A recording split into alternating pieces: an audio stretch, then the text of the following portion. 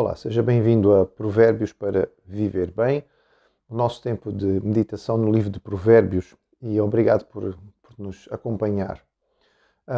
Se há uma coisa que nós temos dificuldade como seres humanos é em identificar alguns erros em nós mesmos. Com facilidade nós identificamos o erro nas outras pessoas, mas nem sempre o fazemos em nós. Uma das coisas que é mais fácil nós identificarmos nos outros e mais difícil percebermos em nós mesmos é o orgulho.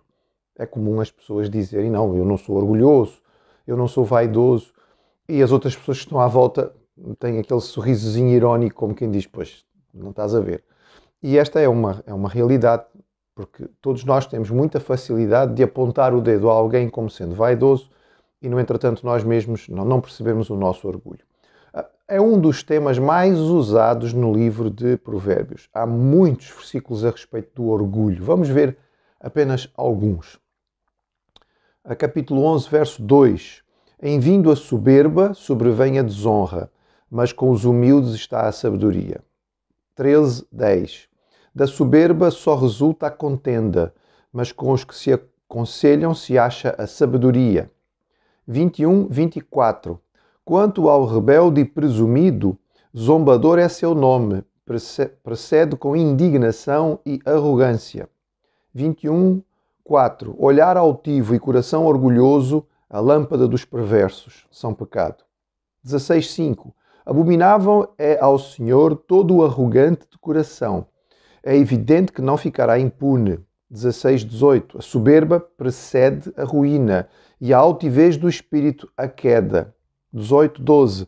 Antes da ruína, gaba-se o coração do homem, e diante da honra vai a humildade.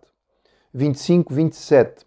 Comer muito mel não é bom, assim procurar a própria honra não é honra. 18, 19. Melhor é ser humilde de espírito com os humildes do que repartir o despojo com os soberbos. 22, 4.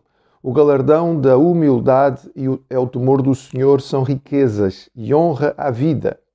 29, 23. A soberba do homem o abaterá, mas o humilde de espírito obterá honra.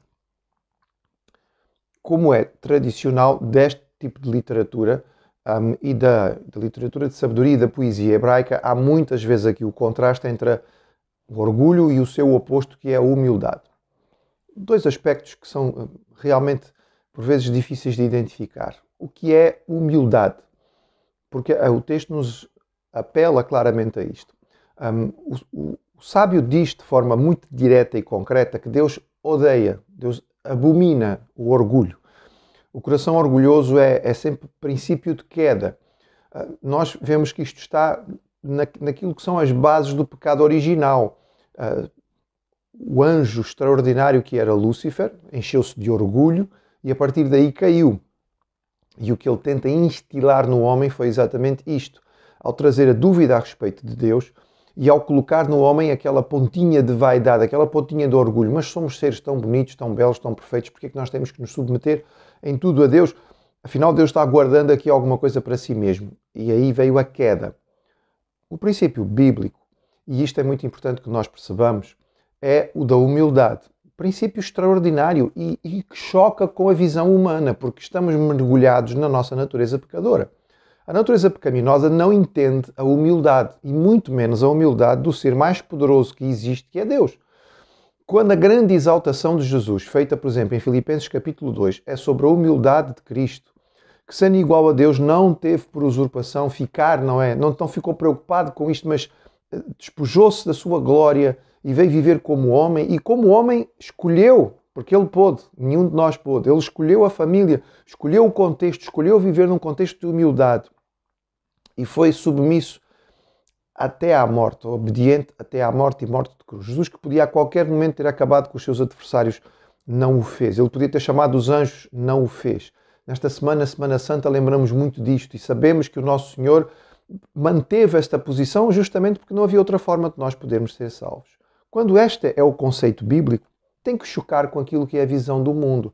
Foi o cristianismo que colocou a humildade como uma virtude, porque em geral ela não era olhada como tal, era olhada como algo digno de desprezo.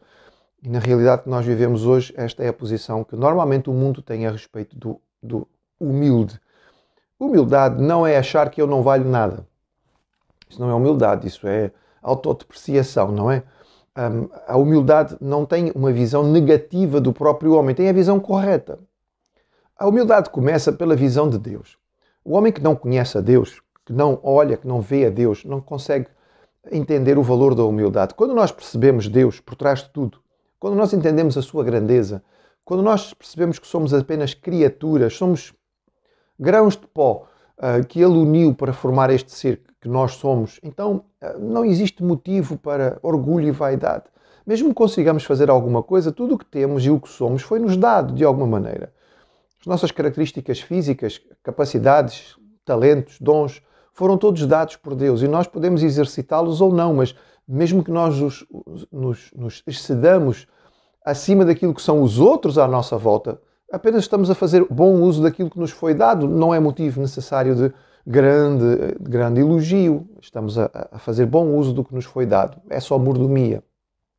Boa administração. A visão de Deus é o início, por isso o livro de Provérbios diz constantemente que o temor do Senhor, ou seja, a consciência reverente de estarmos na presença do Criador, é o princípio da sabedoria e nos dá esta ideia, nos ajuda a perceber quem nós somos. A verdadeira humildade, então, é primeiro começar por Deus, entender que Deus existe, ver tudo com este pano de fundo que é o Criador extraordinário, o Senhor que fez e que sustenta, o Senhor que é soberano sobre a terra. E então é uma visão correta de mim mesmo, saber quem sou, porque é que estou aqui, qual é o propósito da minha vida. Quando eu consigo entender a realidade de Deus e quando eu consigo colocar dentro dessa perspectiva correta quem eu sou, então a minha possibilidade de encarar os outros também muda. Eu posso encarar o outro como um ser criado à imagem de Deus, que eventualmente não tem desenvolvido os seus talentos como eu tenho tido esta oportunidade de o fazer, mas que pode e que tem condições de o fazer. O Senhor Jesus investiu naqueles que o mundo chamaria de perdedores. São aqueles que provavelmente não chamariam a atenção, não seriam pessoas, vale a pena investir neste tipo de indivíduo. Não foi nesses que Jesus investiu, mas ele investiu naqueles que ele sabia por causa de todo o seu potencial. Quando nós exaltamos Deus na nossa vida e nós compreendemos quem somos, nós podemos viver vidas mais tranquilas. Seja aquilo que nós exigimos de nós mesmos, seja aquilo que nós exigimos dos outros, vai ficar moldado por esta perspectiva. Então, todo o orgulho, toda a vaidade, todo o motivo para eu me ensoberbecer vai-se embora e deixa de existir.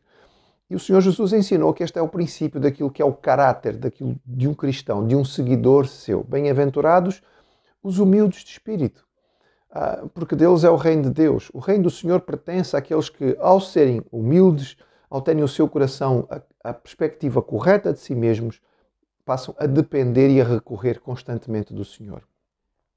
Nesta semana em que nós meditamos a respeito daquilo que é extraordinário, daquilo que é impressionante a respeito da salvação. Nesta semana em que nós guardamos a visão máxima do sofrimento do Senhor Jesus por nós e vemos a sua humilhação ao ponto extremo de morrer numa cruz para que nós possamos ser salvos, olhamos para o livro de Provérbios e compreendemos a sua mensagem. O Senhor abomina o orgulho e Ele está ao lado e Ele abençoa, Ele exalta aqueles que são os humildes. A verdadeira exaltação vem de Deus. O mundo exalta por pouco tempo. O mundo engrandece por alguns tempinhos, mas também o mundo adora, o mundo gosta imenso de derrubar. Nosso Deus é aquele que levanta verdadeiramente e é nele que nós entregamos as nossas vidas, confiantes de que a exaltação que vem de Deus é aquela, a única que vale a pena ter.